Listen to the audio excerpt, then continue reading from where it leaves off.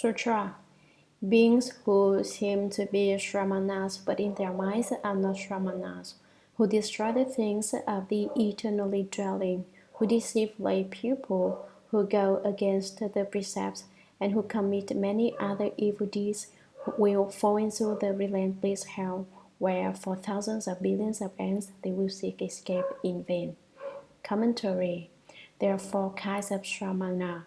The Shramana of the way of sages, the Shramana who speaks of the way, the Shramana who lives the way, the Shramana who defies the way.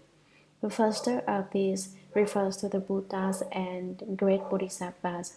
The second applies to those who explain sutras and preach the Dharma, particularly greatly virtuous monks and arhats who, having borne testimony to the fruition, spend their lives expounding it. The third kind, the Shramana who lives the way, takes cultivation of the way as his very life. The fourth kind, who are discussed the sutra passage cited here, are Shramanas who define the way. Although the word Shramana has four meanings, it can also be explained with three meanings, which are not three at all but really two, and these two in turn are really just one, which is to say Shramana. Ah, how amazing is this Buddha Dharma! The one meaning is simply Shramana, and that means diligent and cease.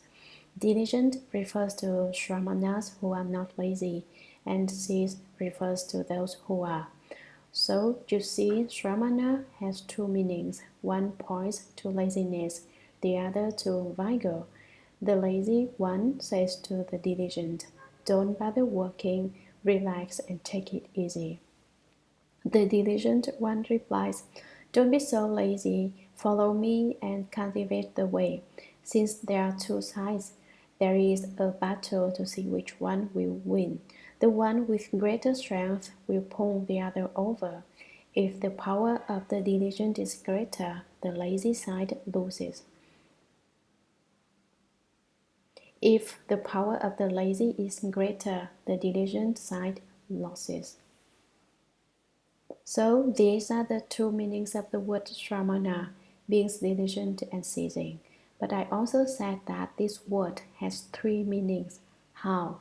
There are three aspects to both diligence and ceasing. The threefold aspect of the former is the energetic cultivation of morality, samadhi, and wisdom. The threefold aspect of the latter is the putting to rest of greed, hatred, and delusion. Morality is the abstinence from evil and carrying out good acts. It means to stop one's own evil conduct and guard against future mistakes. The guides to morality are the precepts.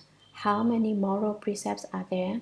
There are the 5 precepts: abstention from killing, stealing, sexual misconduct, false speech, and intoxicants. In addition to this, there are the 8 precepts, the 10 precepts of Ashramanura, the 250 precepts of the bhikshus, and the Bodhisattva precepts, which consist of 10 major and 48 minor ones. There are also the 348 precepts of the bhikshunis. Some people say that bhikshunis have 500 precepts. Let's not worry too much about this. These days, most receive the 348. Samadhi is developed by meditation. It must be cultivated. Without cultivation, samadhi cannot be gotten. Why do people meditate? To meditate is to cultivate samadhi little by little. When you first begin to meditate, you have no samadhi, and your thoughts run off to the heavens and the hells, to the Buddhas and to the Bodhisattvas. In fact, your mind wanders all over the realm of horses, cows, sheep, chickens, dogs, and pigs. You see, your mind does not need a boarding pass. It freely roams in the heavens and hells. It roams about due to a lack of samadhi. We are cultivating now to prevent our minds from running all over, from going east and west and up and down. Someone is thinking, why bother cultivating concentration? Compare it to dancing. You prance and leap about, and it's much more interesting than just sitting there like a stick of wood. What are the advantages of samadhi anyway? It seems so rigid. Basically, it has no advantages. Then why bother with it, you ask? If you wish to reveal your inherent wisdom, you must first of all cultivate samadhi. For if you are not able to concentrate, your thoughts will be scattered about, and you will never manifest any wisdom. Wisdom comes from samadhi. If you want to be released from delusion, cultivate samadhi. Now let me introduce someone who said that when meditating he felt as if he were on the edge of a great precipice, on the edge of a very deep abyss, and was frightened. This is one of the initial indicators of your wanting to develop samadhi. Here one must be particularly fearless. I will take this opportunity today to talk about it. Didn't I mention this before? If you are meditating and you feel that there is a great slab of iron suspended above your head on the verge of breaking loose, or if you feel a bomb is about to go off, do not be affected by it, because if you are, it will be quite easy to enter the realm of the demons. If you become attached to such signs, the atomic bomb you feel over your head may very well go off. If, on the other hand, you pay no attention to them, demons cannot come near you, and in fact, they will have to run away. The mental state in which a huge crevasse appears while you are in meditation represents your karmic obstacles, which are heavier and deeper than the 10,000-foot abyss. Now you know how heavy your karmic obstacles are. It should urge you to cultivate, but do not be fearful. Sometimes when you are meditating, you may feel blissful freedom, which is so joyful that you forget everything else.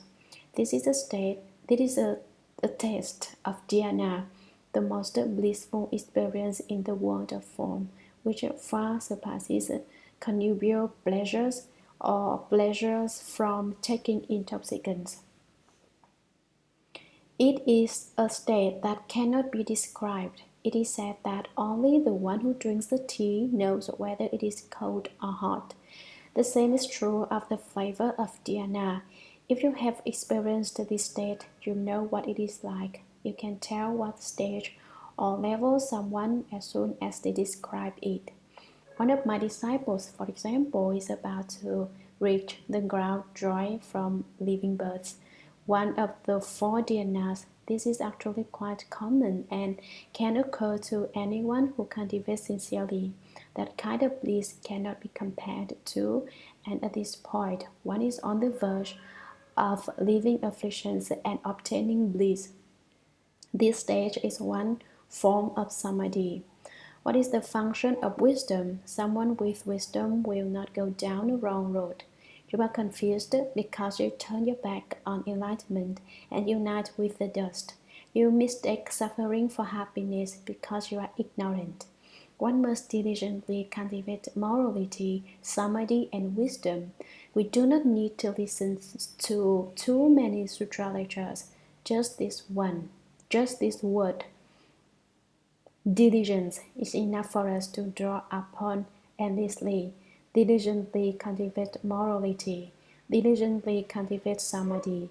Diligently cultivate wisdom. We must cultivate, otherwise we do not acquire these. Listen to your master. Also, we must put to rest greed, hatred, and delusion. Did I not say resting is laziness? Laziness is about stopping and resting, but this resting is about putting greed, hatred, and delusion to rest. When greed rests, you are not eager for any materialistic pleasures and others.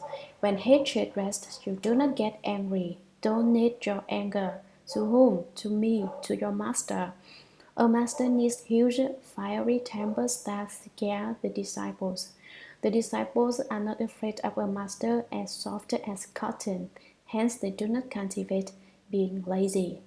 The above are the various meanings on how Shramanas should diligently cultivate precepts, samadhi, and wisdom, put to rest greed, hatred, and delusion. There are beings who seem to be Shramanas, but in their minds are not Shramanas. Although they are Samanas in name, they are not Shramanas in their hearts.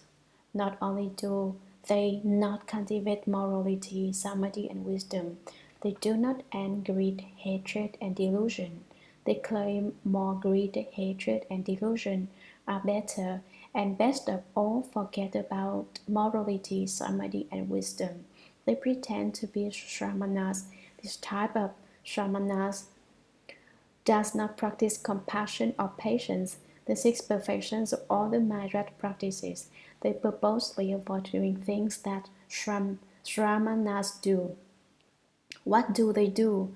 Destroy the things of the eternally dwelling. Items belonging to the triple joy, even small ones, cannot be wasted or casually ruined. Even though it is only a piece of paper added up and one turns into many, even if you damage just a sheet of paper, you destroy the things of the eternally dwelling. There is a saying, do not take even a blade of grass or a splinter of wood without permission. Taking without permission is stealing. We cannot use other people's things without letting the owner know. Otherwise, that would be a theft, a violation of the precept against stealing. If as simple a thing as needle and thread is given to you as an offering, it may not be used carelessly and most certainly may not be given away. Even monastics cannot give away goods belonging to the temple to others. You may give away your personal belongings, such as an article of used clothing. Community items, however, even something as minute as a piece of thread, cannot be casually given away to win friends. It is a mistake to gain personal favors so that people will feel obliged to aid and support you. Monastics must pay particular attention to this. Destroying the things of the eternally dwelling does not refer only to a large quantity of items, but merely giving away a sheet of paper, a piece of thread, or even a grain of rice based on emotion. Even monastics do not have the right to give away community items, even if it is just a stick of incense. Those who constantly deceive and lie to lay people, who go against or violate the precepts, such as the 5 precepts, the 10 precepts, the 10 major, and the 48 minor precepts, or the 250 precepts, and who commit many other, not just one, unimaginable evil deeds, will fall into the relentless hell where for thousands of billions of ants they will seek escape in vain. Sutra.